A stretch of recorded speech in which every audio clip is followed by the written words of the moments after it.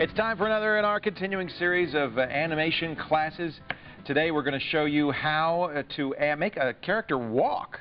Believable walking is not easy to do. Donovan Keith, our master of animation, is here, and you drove here for the first time by yourself? Yes, I did, and it happened to be raining. So it was a beautiful ride into San Francisco. That's exciting. Would that feel good? It did indeed. You know, hoping to make it a regular thing. Next, we're going to teach the characters how to drive. That'll be cool. And walking's hard, isn't it, to simulate? It's a very complicated thing. It is a very complicated thing, and we do it so easily. And, you know, you would think that you just press a few buttons and, wow, you've got a walking character. You can't just move the legs and have that... Yeah, there's a lot more into our movement than just walking. You know, we don't walk like I'm not even going to try. Automatons. Like robots. How about we do that? Our hips move up and down. They sway left and right. We don't just move forward and back with our legs moving to keep up with our hips.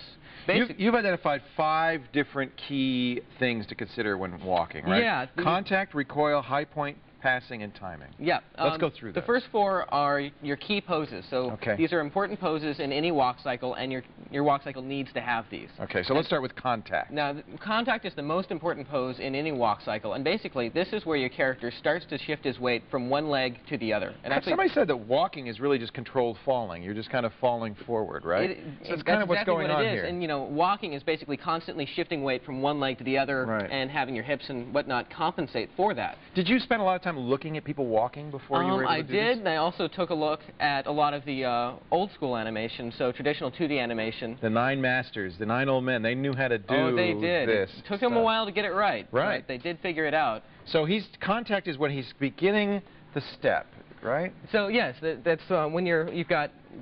Actually, let's go ahead and take a look at this pose right here. Show me a contact pose. There he is. So this is our contact pose right here. That's the keep on trucking pose. What we've got is we've got one foot extended with the toe up. The other foot is on its toe with the heel up.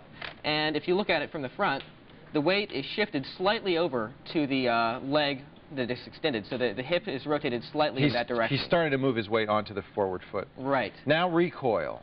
And now recoil is one pose after this, and that's basically when the weight has been completely shifted from one foot to the other. It's all on the front foot. So now it is all on the front foot right here. If we take a look at it in side view, we can see that this foot right here has kind of been lifted up. It's off the ground, yeah. So now we have shifted our weight completely.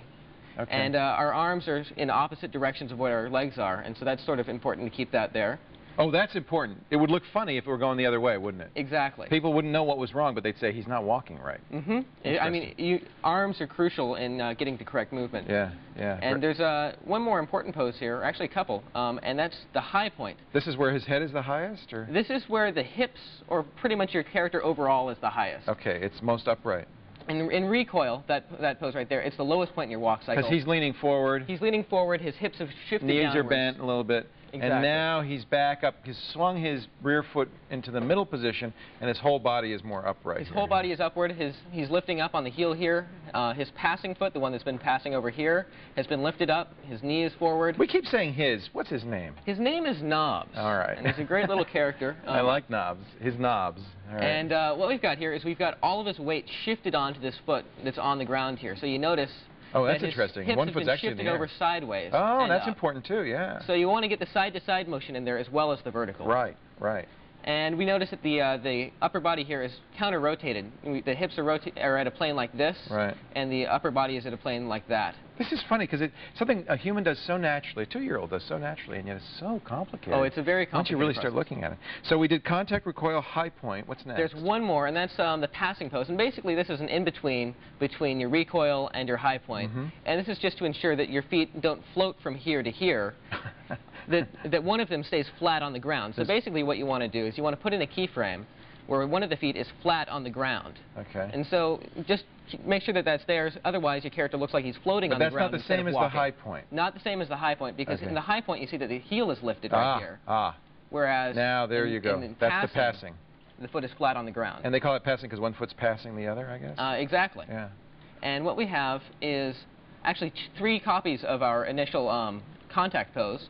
One at the start of our walk cycle, one at the end. So you're able to automate this somewhat by just getting those keyframes and repeating them over and over again. Yes, you just duplicate the keyframes from one section to the other. Is it 4 keyframes total that you need? Actually, a bit more than 4, because 4 will get you one side of your character animated. You need to animate the other side of your character as well. So You can animate a good walk cycle in 13 frames. 13 frames. And per step.